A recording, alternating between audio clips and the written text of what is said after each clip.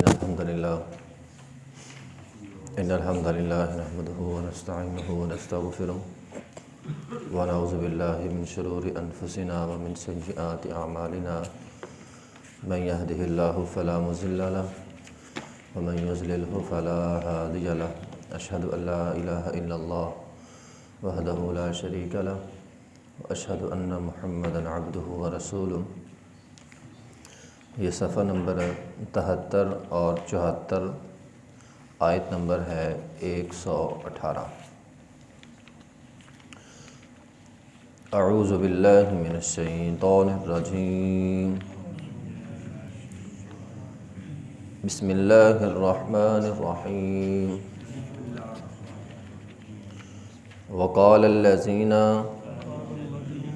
لا يعلمون لولا يكلمنا اللہ او تأتینا آیہ كذلك قال الذين من قبلهم مثل قولهم تشابهت قلوبهم قد بينا الآيات لقوم يوقنون۔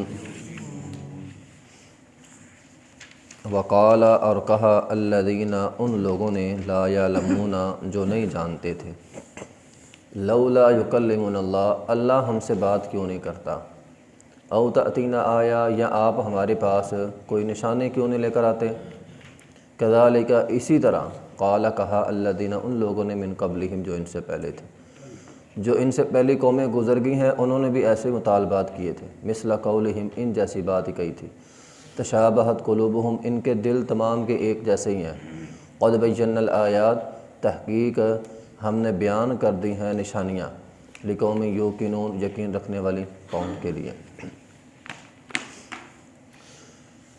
وقال الذین لا یعلمون لولا یکلمنا اللہ، یہاں مشرکین مکہ اور یہود کی چند باتیں بیان کی جا رہی ہیں جو انہوں نے نبی علیہ الصلاۃ والسلام کے متعلق اور قرآن کے متعلق کہی تھی۔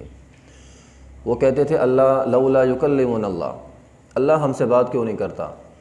یہ وہی محمد صلی اللہ علیہ وسلم پر آتی ہے، اللہ ہم سے سیدھی بات کر لے، اللہ ہم کو سیدھا مخاطب کر دے۔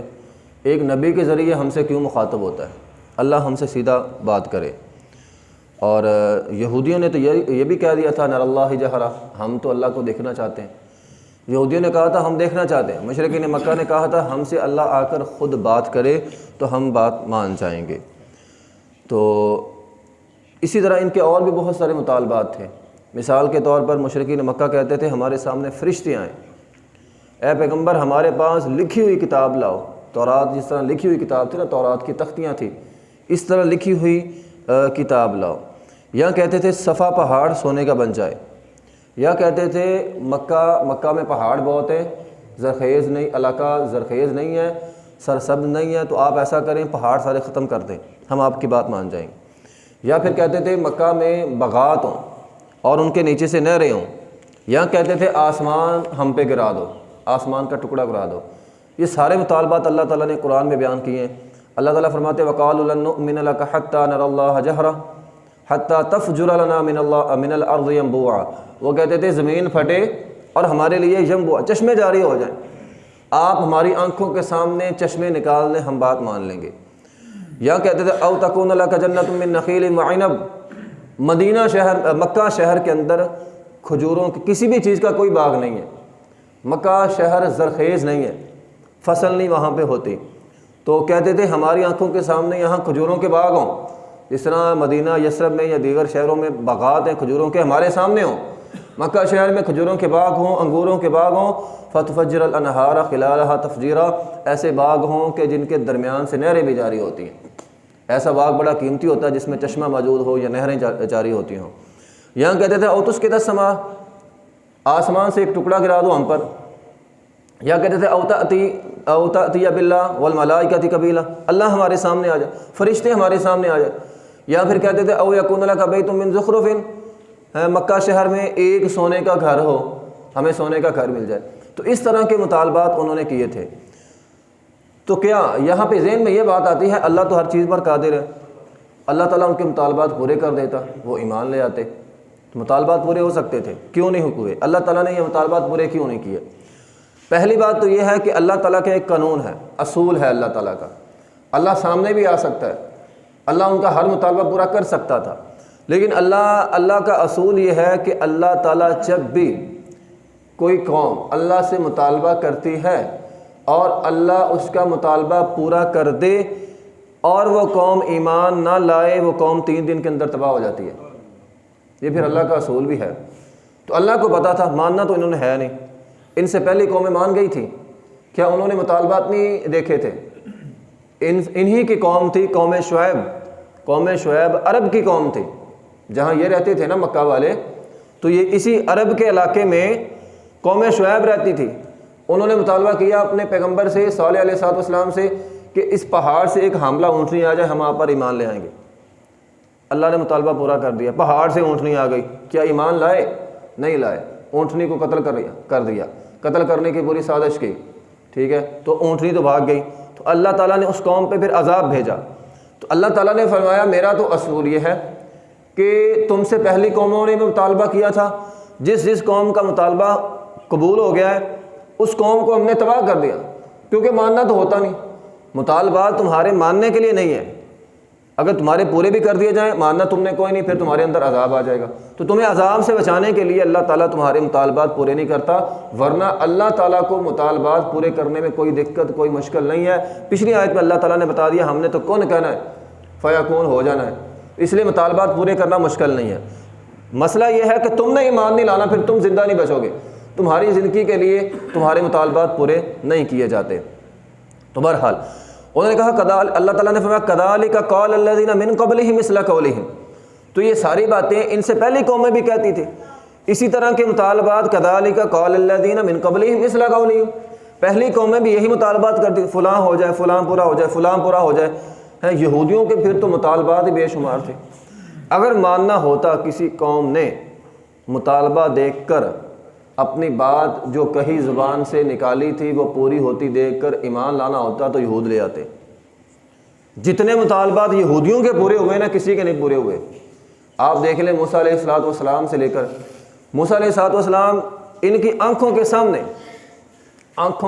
موسیٰ علیہ السلام آئے، موسیٰ علیہ السلام نے فرعون سے ان کی آنکھوں کے سامنے مقابلہ کیا، جادوگری والا واقعہ ان کی آنکھوں کے سامنے ہوا، سمندر ان کی آنکھوں کے سامنے پھٹا، من سلوا ان کی آنکھوں کے سامنے آیا، لیکن پھر بھی بچڑا بنا لیا، مانے تو وہ بھی نہیں۔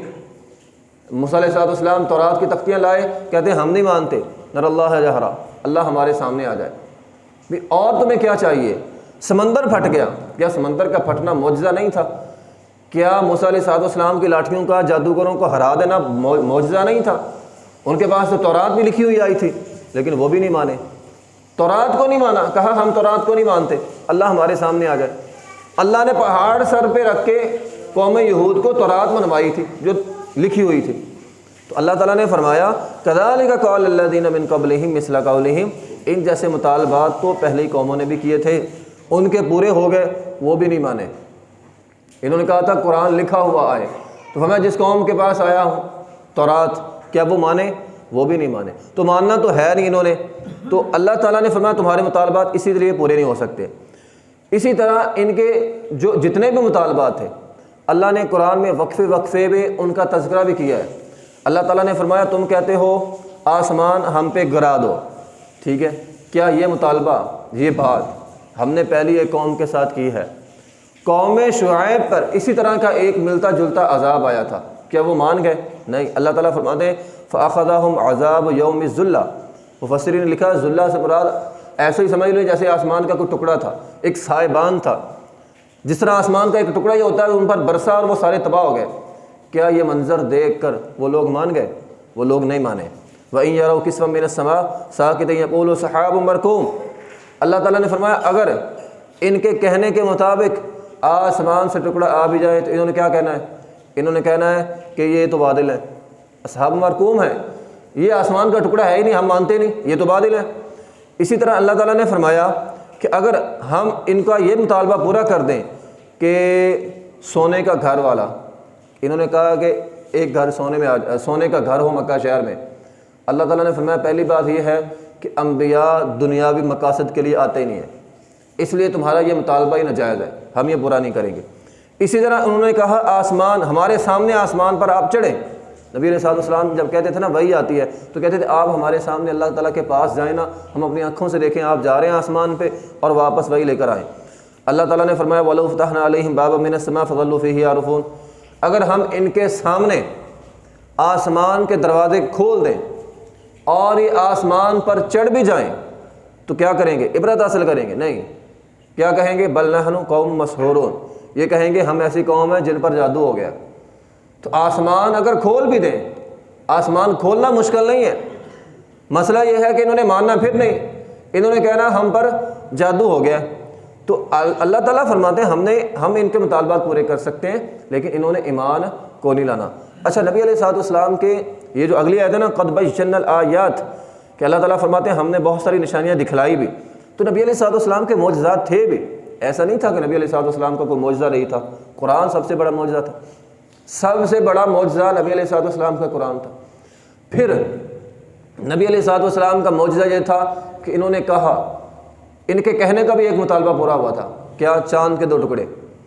انہوں نے کہا تھا چاند کے 2 ٹکڑے ہو جائیں ہم آپ پر ایمان لے آئیں گے۔ نبی علیہ الصلوۃ والسلام نے دعا کی، آپ کی انگلی کے اشارے سے چاند 2 ٹکڑے ہو گیا۔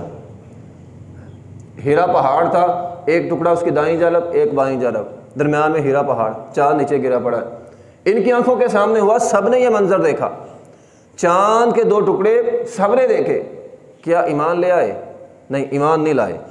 تو فرمایا چاند تمہارے سامنے، قد بینا الآیات، نشانیاں تو آئی نا تمہارے پاس، ایسا نہیں ہے کہ ہم نے کوئی نشانی نہیں دی پیغمبر کو دی، ہم نے قرآن دیا ہے، چاند تمہاری آنکھوں کے سامنے ٹکڑے ہوا، ہم نے پیغمبر کو معراج کروائی۔ پھر نبی علیہ الصلوۃ والسلام کی بہت ساری نشانیاں تھیں، مثال کے طور پر آپ نے تھوڑے سے پانی میں دعا کی، ہاتھ ڈالا اور کیا ہوا؟ آپ نے اپنا لعاب مبارک اس میں ڈالا تھا تو کیا ہوا؟ تھوڑا سا پانی پورے لشکر نے پی لیا، وضو بھی کیا، استعمال بھی کیا، ٹھیک ہے، وہ سارا پانی۔ اسی طرح آپ کی انگلیوں سے سب کے سامنے نبی علیہ الصلوۃ والسلام کی انگلی مبارک سے چشمے جاری ہو گئے تھے، پانی نہیں تھا، تھوڑا تھا، آپ نے ایک پانی میں ہاتھ ڈالا، آپ کی انگلیوں سے چشمے جاری ہو گئے۔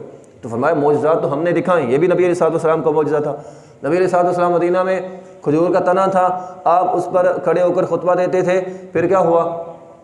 نبی علیہ الصلوۃ والسلام کے لیے جب ممبر بنا دیا گیا وہ تنا رونے لگا، نبی علیہ الصلوۃ والسلام کا یہ بھی معجزہ ہے۔ پھر نبی علیہ الصلوۃ والسلام نے فرمایا میں مکہ شہر میں فرمایا ایک ایسے پتھر کو جانتا ہوں جو نبوت سے پہلے مجھے سلام کرتا تھا، نبوت سے پہلے۔ پھر ایک حدیث میں یہ بھی آیا، یہ تو ہے نبوت سے پہلے کی بات، نبی علیہ الصلوۃ والسلام نے فرمایا، مسند بزار کی روایت ہے، فرمایا نبوت ملنے کے بعد میں جس بھی پتھر کے پاس سے گزرتا ہوں، جس بھی ڈھیلے کے پاس سے گزرتا ہوں یا جس بھی درخت کے پاس سے گزرتا ہوں وہ مجھے سلام کرتا ہے۔ تو یہ بھی نبی علیہ الصلوۃ والسلام کا معجزہ تھا۔ ایسا نہیں ہے کہ نبی علیہ الصلوۃ والسلام کے پاس معجزات نہیں تھے، یہ سارے معجزات ہیں نبی علیہ الصلوۃ والسلام۔ آپ جس بھی پتھر کے پاس سے گزرے وہ آپ کو سلام کر رہا ہے، جس بھی درخت کے پاس گزرتے ہیں وہ آپ کو سلام کرتا ہے۔ پھر نبی علیہ الصلوۃ والسلام کا معجزہ، ایک دفعہ آپ نے قضائے حاجت کرنی تھی، چٹیل میدان تھا، اوڑ نہیں مل رہی تھی، پردے والی جگہ مل نہیں رہی تھی، آپ نے قضائے حاجت کرنی تھی۔ نبی علیہ الصلوۃ والسلام نے کیا کیا؟ آپ نے ایک درخت اس کی ٹہنی کو پکڑا، وہ آپ کے ساتھ چل رہا ہے، درخت نبی علیہ الصلوۃ والسلام کے ساتھ چل رہا ہے، ایک جگہ پہ لا کے نبی علیہ الصلوۃ والسلام نے کھڑا کر دیا، پھر دوسرے درخت کو بھی اس کی ٹہنی پکڑی، اس کو بھی لا کے کھڑا کر دیا، دونوں کو آپس میں ملا دیا، اب اوڑ بن گئی۔ نبی علیہ الصلوۃ والسلام نے قضائے حاجت کی اور پھر اشارہ کیا، دونوں درخت اپنی اپنی جگہ پہ چلے گئے۔ تو یہ نبی علیہ الصلوۃ والسلام کے معجزات تھے۔ تو فرمایا ایسا نہیں ہے کہ اس پیغمبر کے معجزات نہیں ہیں، قد بینا الآیات، بہت سی نشانیاں ہم نے دی ہیں۔ پھر بہت ساری نشانیاں مدینے میں، تو نبی علیہ الصلوۃ والسلام کے بہت سارے معجزات تھے جو مدینے والوں نے اپنی آنکھوں کے سامنے دیکھا تھا۔ آپ کے لعاب لگنے سے بندہ حضرت علی رضی اللہ عنہ کی آنکھیں ٹھیک ہو گئیں، اور بڑے بڑے معجزات۔ پھر آپ کی پشین گوئیاں پوری ہوئیں، جتنی آپ نے پشین گوئیاں کی تھی، غلبت الروم والے، روم غالب آ جائیں گے۔ ان قریب 10 سالوں کے اندر ابو بکر صدیق رضی اللہ تعالیٰ نے شرط لگا لی تھی کہ روم غالب، جنگ ہوئی نا رومیوں کی، تو فرمایا روم غالب آ جائیں گے، تو رومی ہار گئے۔ حضرت ابو بکر صدیق رضی اللہ عنہ نے فرمایا اللہ کے رسول، قرآن نے کہا تھا روم غالب آ جائیں، غلبت الروم ہے، میں نے تو شرط لگائی ہے مشرکین مکہ سے، شرط نہیں تھی، بات تھی کہ روم غالب آئیں گے، جس کو ہم شرط کہتے ہیں وہ شرط نہیں تھی۔ انہوں نے یہ کہہ دیا کہ روم ضرور غالب آئیں گے اس جنگ میں۔ مشرکین مکہ نے کہا روم ہار جائیں گے، روم ہار گئے۔ تو آ کر نبی علیہ الصلوۃ والسلام سے کہا میں نے تو بڑی ڈنکے کی چوٹ پہ بات کر کے آیا تھا کہ روم غالب آ جائیں گے، روم ہار گئے۔ نبی علیہ الصلوۃ والسلام نے فرمایا فی بضع سنین، چند سال، اور چند سالوں میں 9 سال تک آتے ہیں، تو 9 سالوں کے اندر اندر روم دوبارہ غالب آئیں گے۔ پھر دنیا نے دیکھا رومی ایرانیوں پر 9 سالوں کے اندر اندر دوبارہ پھر غالب آ گئے، تو نبی علیہ الصلوۃ والسلام کی یہ پیشین گوئی بھی پوری ہوگی۔ تو اس کے علاوہ نبی علیہ الصلوۃ والسلام نے اور بہت ساری پیشین گوئیاں کی تھی جو وقفے سے پوری ہو گئیں۔ تو یہ سارے کے سارے نبی علیہ الصلوۃ والسلام کے معجزات تھے۔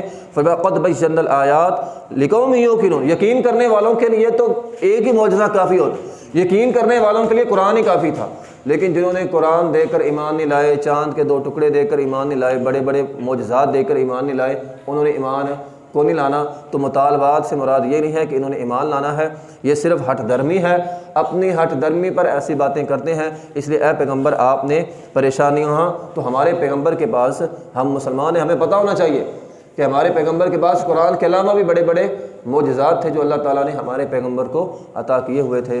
وآخر دعوانا الحمد للہ رب العالمین۔